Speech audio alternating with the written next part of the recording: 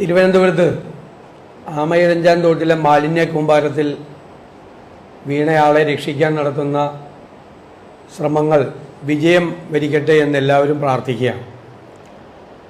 വലിയ മാലിന്യമാണ്. തിരുവനന്തപുരത്തെ നഗരത്തിലെ മുഴുവൻ മാലിന്യവുമാണ് അവിടെ അടിഞ്ഞുകൂടിയിരിക്കുന്നത്. ഇപ്പോൾ സ്കൂബ ഡൈവിംഗ് ഫോഴ്സ് വരുന്നുണ്ട്, റോബർട്സ് വരുന്നുണ്ട്, മാലിന്യങ്ങൾ വലിയ ടൺ കണക്കിന് നീക്കം ചെയ്തിട്ടുണ്ട്. ഇതെല്ലാം ഒരു മനുഷ്യൻ്റെ തിരോധാനം വേണ്ടി വന്നു എന്നതാണ് ഏറ്റവും സങ്കടകരമായ കാര്യം. മഴക്കാല പൂർവ്വ ശുചീകരണം സർക്കാർ ദയനീയമായി പരാജയപ്പെട്ടു എന്ന് ഞങ്ങൾ നിയമസഭയിൽ പറഞ്ഞപ്പോൾ നിയമസഭയിൽ ഞങ്ങളെ പരിഹസിക്കുകയായിരുന്നു തദ്ദേശ സ്വയംഭരണ വകുപ്പ് മന്ത്രി.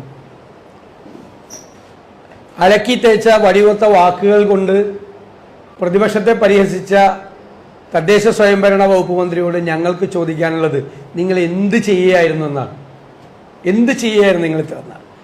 ഇപ്പോൾ കോർപ്പറേഷനും റെയിൽവേയും തമ്മിൽ തർക്കമാണെന്ന് പറയുന്നു. കോർപ്പറേഷൻ പറയുന്നു റെയിൽവേ ആണ് ചെയ്യേണ്ടത്, റെയിൽവേ പറയുന്നു കോർപ്പറേഷനാണ് ചെയ്യേണ്ടത്. ഇന്ത്യൻ റെയിൽവേയും കോർപ്പറേഷനും തമ്മിൽ തർക്കം വന്നാൽ പരിഹരിക്കാനല്ലേ ഒരു സർക്കാരുള്ളത്? രണ്ടു കൂട്ടരുടെ ഒരു മീറ്റിംഗ് വിളിച്ചു കൂട്ടി പരിഹരിക്കാൻ മുൻകൈ എടുക്കേണ്ടത് ആരായിരുന്നു? ഗവൺമെന്റ് ആയിരുന്നു. ഗവൺമെന്റ് അത് ചെയ്തില്ല. ഈ കെടുകാര്യസ്ഥതയാണ് എല്ലാ രംഗങ്ങളിലും കാണാൻ കഴിയുന്നത്. ഇന്ന് കേരളത്തിലെ സ്ഥിതി എന്താ? മഴക്കാല പൂർവ്വ ശുചീകരണം പരാജയപ്പെട്ടതുകൊണ്ട് എവിടെ മഴ പെയ്താലും വെള്ളം കെട്ടി നിൽക്കുകയാണ്. വ്യാപകമായ പകർച്ചവ്യാധികളാണ്. ശുദ്ധജല വിതരണത്തിൽ വലിയ പാളിച്ചകൾ ഉണ്ടാകുന്നു. പെരുമ്പാവൂരിൽ 10 ദിവസം ആശുപത്രിയിൽ കിടന്ന ആ സ്ത്രീ അഞ്ജന മഞ്ഞപ്പിത്തം മൂലം മരിച്ചു. ആ പ്രദേശം മുഴുവൻ ആളുകൾക്ക് രോഗമാണ്.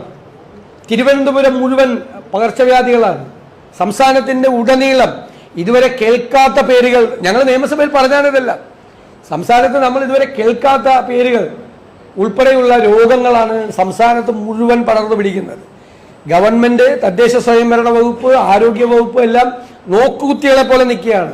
ഒരു ഏകോപനവും ഇക്കാര്യത്തിൽ ഇല്ല എന്നതാണ് ഭയങ്കര സങ്കടകരമായ ഒരു അവസ്ഥയാണ് സംസ്ഥാനത്തുള്ളത്.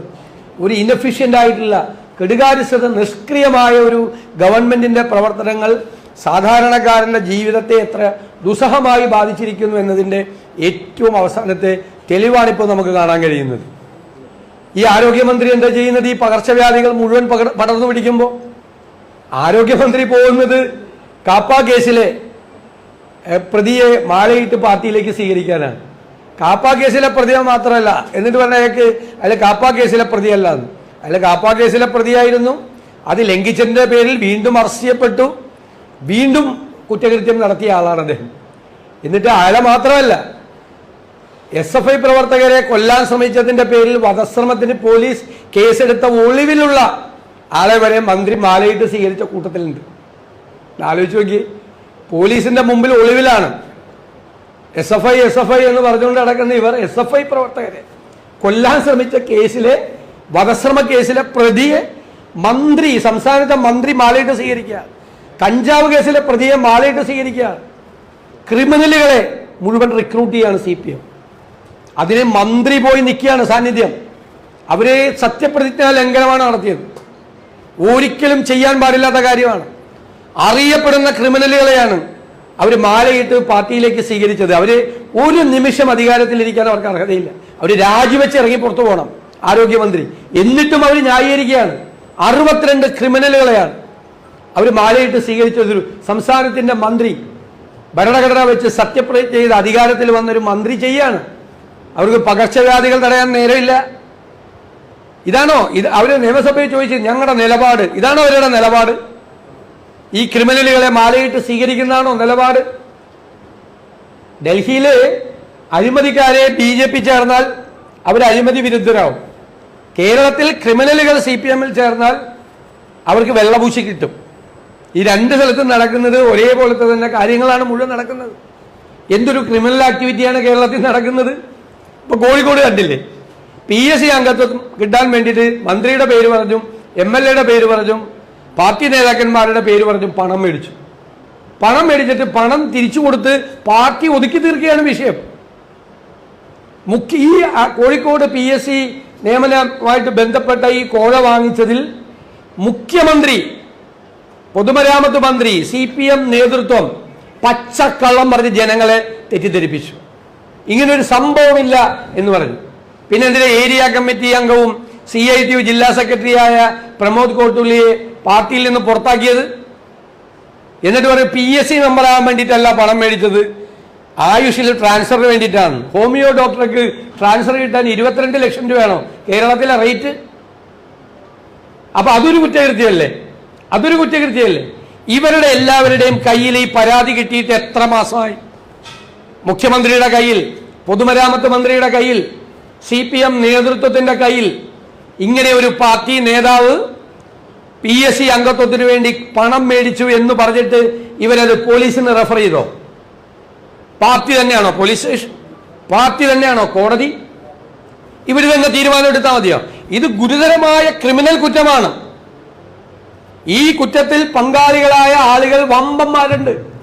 അതുകൊണ്ടാണ് ഇത് പാർട്ടിയിൽ ഒതുക്കി തീർക്കുന്നത്. പാർട്ടി പണം കൊടുത്താണ് ഇത് ഒതുക്കി തീർക്കുന്നത്. പാർട്ടിയിലെ വമ്പന്മാർ ഒരു ചെറിയ സ്രാവിനെ ബലി കൊടുത്ത് വമ്പൻ സ്രാവുകൾ രക്ഷപ്പെടുകയാണ് ഈ കേസിൽ, കോഴിക്കോട് കേസിൽ. നാണമുണ്ട് ഈ പാർട്ടിക്ക്? PSC അംഗത്വത്തിന് വരെ CPM നേതാക്കള് കൈക്കൂലി മേടിക്കുന്ന കാലം. അതുകൊണ്ട് തന്നെ NCPയിൽ, ജനതാദൾ എസിൽ, INL എല്ലാം സമാനമായ ആരോപണങ്ങൾ ഉണ്ടായി. എല്ലാ ഘടകകക്ഷികളും കൂടി PSC അംഗത്വത്തെ ലേലത്തിൽ വെച്ചിരിക്കുക. ഇത്രയൊരു നാണം കെട്ട കാലം ഈ കേരളത്തിൽ ഉണ്ടായിട്ടുണ്ടോ? കേരളം അപമാനഭാരത്താൽ തലകുനിച്ച് നിൽക്കുന്ന ഒരു കാലം. അഴിമതിയോട് അഴിമതിയാണ്, മുകൾ തൊട്ട് താഴെ വരെ അഴിമതിയാണ്. മുകളിൽ ചെയ്യുന്നത് കൊണ്ടാണ് താഴെയുള്ളവരെ നിയന്ത്രിക്കാൻ പറ്റാത്തത്. ഇവരുടെ എല്ലാം സന്തത സഹചാരിയല്ലേ ഈ പ്രമോദ് കോട്ടുള്ളി? ഇവരാരും അറിയാതെയാണോ ഈ പണം മേടിച്ചിരിക്കുന്നത്? എങ്കിൽ എന്തുകൊണ്ട് അയാൾക്കെതിരായിട്ട് കേസെടുത്ത് അന്വേഷണം നടത്തിയില്ല? അയാൾക്കെതിരായിട്ട് ഒരു പരാതി വന്നപ്പോ വേറെ ആർക്കും പങ്കില്ലെങ്കിൽ എന്തുകൊണ്ടത് പോലീസിന് റെഫർ ചെയ്തില്ല? എന്തുകൊണ്ട് ചെയ്തില്ല? എന്തുകൊണ്ട് പാർട്ടി അത് നിഷേധിച്ചു? അപ്പൊ അതിൽ ഒരു കാര്യമുണ്ട്. ഈ ചെറിയ സ്രാവ് മാത്രമല്ല, വമ്പൻ സ്രാവുകൾ ഈ കേസിൽ പെട്ടിട്ടുണ്ട്. അവരുടെ പേരുകൾ പുറത്തു വരുമെന്ന് ഭയന്നിട്ടാണ് പാർട്ടി പണം കൊടുത്ത് ഇത് ഒത്തുതീർപ്പാക്കിയിരിക്കുന്നത്. എന്നിട്ട് അവർക്കും പറയാൻ പറ്റില്ലല്ലോ പണം കൊടുത്തവർക്ക്, കാരണം അവർ കൈക്കൂലി കൊടുത്തതല്ലേ, അവർ കേസിൽ പ്രതിയാവൂലേ? കാശ് കിട്ടിയപ്പോൾ അവർക്ക് സമാധാനമായി. ഇങ്ങനെ പാർട്ടി തന്നെ പോലീസ് സ്റ്റേഷനും പാർട്ടി തന്നെ കോടതിയുമായി കേരളത്തിൽ പാർട്ടി പ്രവർത്തകരുടെ കുറ്റകൃത്യങ്ങൾ. അപ്പൊ 2 തരം പൗരന്മാരാണ് കേരളത്തിൽ. UDFകാർക്കെതിരായിട്ടാണെങ്കിലോ എന്താണ് കേസെടുപ്പ്? ഇല്ലാത്ത കേസിൽ വരെ കേസെടുക്കലാണ്. ഇത് ഉള്ള കേസ് പോലും എടുക്കുന്നില്ല. CPMനെ ഞങ്ങൾ തൊലി ഉരിഞ്ഞു കാണിക്കും ഈ വിഷയത്തിൽ. ഈ വിഷയങ്ങളിലെല്ലാം ഈ പത്തനംതിട്ടയിലെ ക്രിമിനലുകളെ സ്വീകരിച്ചതും ഈ കോഴിക്കോടത്തെ ഈ PSC നിയമന കോഴയും ഞങ്ങൾ ജനങ്ങളിലേക്ക് പോവുകയാണ്. ഞങ്ങൾ തീർച്ചയായിട്ടും ഇത് സാധാരണക്കാരായ ആളുകളുടെ മുമ്പിൽ ഈ കേരളം ഭരിക്കുന്ന പാർട്ടിയുടെ തനിനിറം എന്താണ് എന്ന് ഞങ്ങൾ കാണിക്കാൻ പോവാം. അതാണ് ചെയ്യാൻ പോകുന്നത്.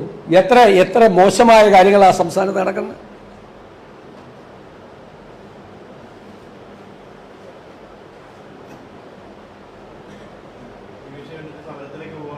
സമരമല്ലല്ലോ, സമരം എല്ലാ കാര്യത്തിലും നമുക്ക് സമരം ചെയ്യാൻ പറ്റില്ല.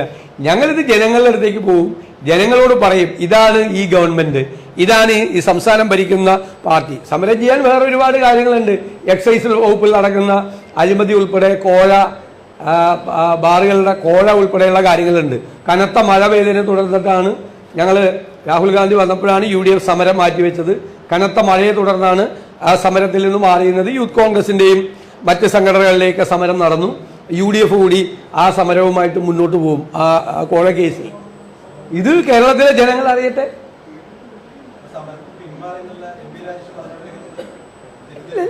സമരത്തിൽ നിന്ന് ഞാൻ പരാതി കൊടുത്തിരിക്കുകയല്ലേ, ആ പരാതിയിൽ അന്വേഷണം നടത്തിയിട്ട് നിയമപരമായും രാഷ്ട്രീയമായും ഞങ്ങൾ ചെയ്യും. ഞങ്ങൾ വച്ചിരുന്ന സമരം രാഹുൽ ഗാന്ധി ജയിച്ചതിന് ശേഷം ആദ്യമായി വയനാട് വന്നുകൊണ്ട് മുഴുവൻ UDF നേതാക്കന്മാർക്ക് അവിടെ പോകേണ്ടി വന്നുകൊണ്ടാണ് മാറ്റിവെച്ചത്. പിന്നെ കടുത്ത മഴയായി, മഴയും സംസ്ഥാനത്ത് ഉടനീളം ഈ വെള്ളപ്പൊക്കം കൊണ്ടുണ്ടായ കെടുതികളുമായി ആ സമയത്ത് തൽക്കാലത്തേക്ക് സമരം മാറ്റിവെച്ച സമരത്തിൽ നിന്നൊന്നും ഞങ്ങളൊന്നും പിന്മാറുമൊന്നുമില്ല.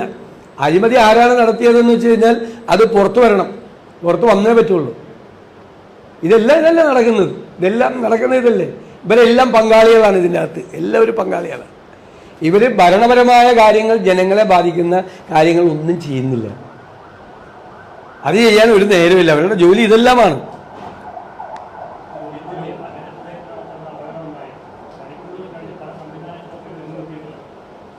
നിങ്ങൾ കണ്ടില്ലേ, തിരുവനന്തപുരത്ത് അധികാരത്തിന്റെ മൂക്കിന് താഴെയാണ്.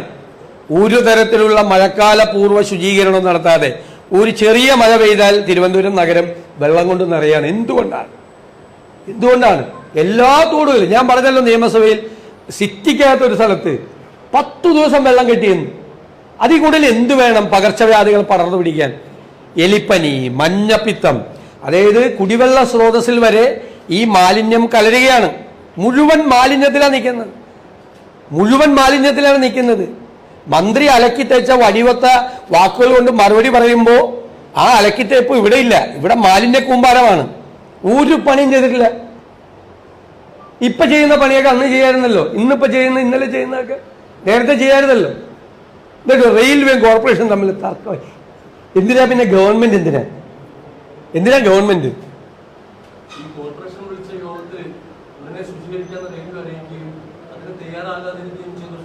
ഇതൊക്കെ എത്ര നാളെ എന്നാണ് ശുചീകരിക്കുന്നത്? എന്നാണ് ശരിക്കും ശുചീകരണം നടത്തുന്നത്? എന്നാണ് ഞാൻ ചോദിക്കട്ടെ? മാർച്ച് ഏപ്രിൽ മാസത്തിലാണ് ശുചീകരണം നടത്തുന്നത്. മനസ്സിലായോ? മാർച്ച് ഏപ്രിൽ മാസം. കാരണം മെയ് പകുതിയൊക്കെ ആവുമ്പോഴേക്കും പതുക്കെ, ഏപ്രിൽ അവസാനം തൊട്ട് മഴ തുടങ്ങും, മെയ് ഒക്കെ ആവുമ്പോഴേക്കും ഇടവപ്പാതിയും മറ്റു മഴയും ഒക്കെ ആയിട്ട് വരും. ഇപ്പൊ പ്രീ മൺസൂൺ നേരത്തെ വന്നു. ഇത് നേരത്തെ ചെയ്യേണ്ട കാര്യമില്ലേ? March, April, May, June, July corporate railway ഏറ്റെടുത്തെന്ന് ഇവർ പറയണേ. റെയിൽവേ ചെയ്തില്ലെങ്കിൽ അന്വേഷിക്കാൻ ആരാളുള്ളത്? അന്വേഷിക്കണ ചെയ്യണ്ടോ ഇല്ലെന്ന് അന്വേഷിക്കുന്നത് ഗവൺമെന്റ് അല്ലേ? സർക്കാർ അറിയണ്ടേ? സർക്കാർ എന്തിനാണ്? സർക്കാർ അറിയണ്ടേ? ഇപ്പൊ പറയുന്നത് അതല്ലല്ലോ. കോർപ്പറേഷനും റെയിൽവേയും തമ്മിൽ തർക്കമായിരുന്നു എന്നാണ്. തർക്കം തീർക്കാൻ സർക്കാർ ഇടപെട്ടോ? മന്ത്രി എന്ത് ചെയ്തു? അതാണ് ഞങ്ങളുടെ ചോദ്യം.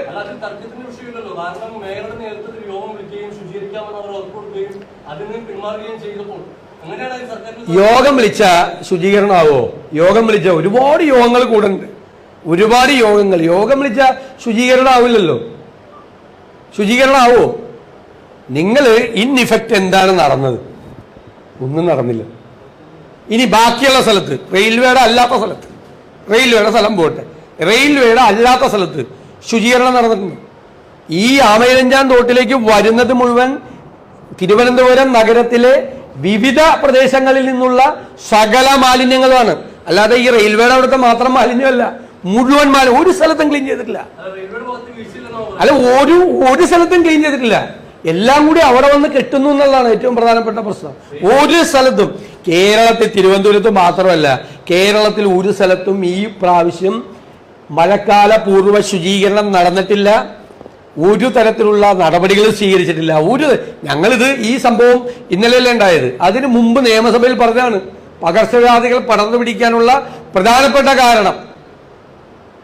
അപ്പൊ ഞങ്ങളെ പരിഹസിക്കായിരുന്നു. അതല്ലേ യാഥാർത്ഥ്യം. ഞാനത് പറഞ്ഞില്ലല്ലോ. നിങ്ങൾ എന്റെ നാവില് ഞാൻ പറയാത്ത കാര്യങ്ങൾ നിങ്ങൾ പറയണത്. എന്നൊരു റെയിൽവേയുടെ നിലപാടല്ല, റെയിൽവേയും കോർപ്പറേഷനും തമ്മിൽ തർക്കമാണെന്ന് പറഞ്ഞു. ഞാൻ നാലാമത്തെ പ്രാവശ്യമാണ് ആവർത്തിച്ച് പറയണത്. ഒരേ ചോദ്യം തന്നെ 5 പ്രാവശ്യം ചോദിക്കണ്ട. ഞാൻ പറഞ്ഞത് ആ തർക്കം തീർക്കേണ്ടത് ആരാ തീർക്കേണ്ടത്? ലോക്കൽ സെൽഫ് ഗവൺമെന്റ് ഡിപ്പാർട്ട്മെന്റ് എന്ന് പറഞ്ഞ ഡിപ്പാർട്ട്മെന്റ് ഉണ്ടോ? ഒരു വകുപ്പുണ്ടോ? അതിനൊരു മന്ത്രിയുണ്ടോ? അതിലൊരു സെക്രട്ടറി ഉണ്ടോ? അതിന് ഉത്തരവാദിത്തപ്പെട്ട ആളുണ്ടോ? ഉണ്ടോ? അവർക്ക് എന്താ ജോലി? അതിന്റെ ഭാഗത്ത് ഒരു കോർപ്പറേഷൻ, ഒരു ലോക്കൽ ബോഡി മാത്രമാണ്. ഒന്നും ചെയ്തില്ല, ഒരു കാര്യം ചെയ്തില്ല. വേറെന്താ?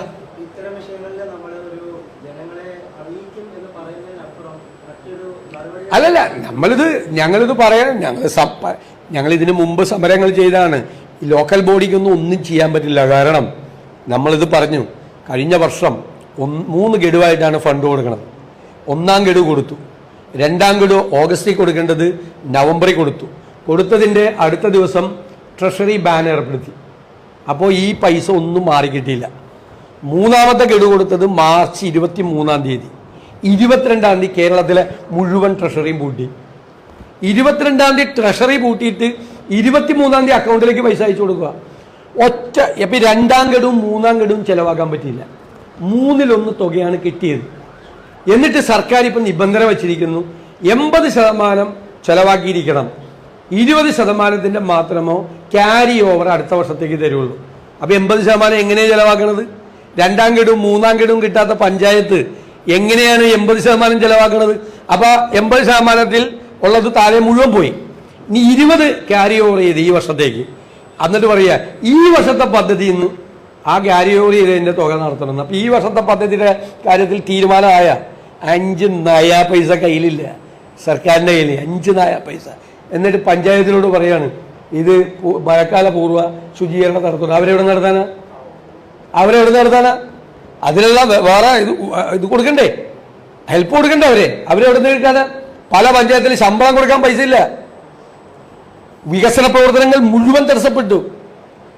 തോടുകൾ ക്ലീൻ ചെയ്യാൻ പറ്റിയില്ല, ഡ്രൈനേജ് ക്ലീൻ ചെയ്യാൻ പറ്റിയില്ല. കേരളത്തിൽ ഒരു രാത്രി മുഴുവൻ മഴ പെയ്ത പിറ്റേ ദിവസം എല്ലാ സ്ഥലത്തും വെള്ളമാണ്. ആ വെള്ളം കെട്ടി നിന്ന് പകർച്ചവ്യാധികൾ പടർന്നു പിടിക്കുക.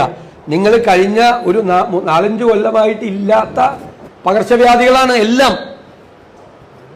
എല്ലാ രോഗങ്ങളുമാണ്. ഷിഗല്ലയൊക്കെയാണ് വരുന്നത്, ബ്രെയിൻ തിന്നുന്ന മസ്തിഷ്ക ജ്വരമൊക്കെയാണ് വരുന്നത്, ബ്രെയിൻ കാർന്ന് തിന്നുന്ന വൈറസും ബാക്ടീരിയയൊക്കെയാണ് വരുന്നത്. രൂക്ഷമായ പ്രശ്നമാണ്. കുടിവെള്ളത്തിൽ മാലിന്യം കലർന്നിരിക്കുന്നു. അത്രയും വലിയ ഗുരുതരമായ വിഷയമാണ്. ഒന്നും ചെയ്യാത്തതിൻ്റെ റിസൾട്ടാണ്.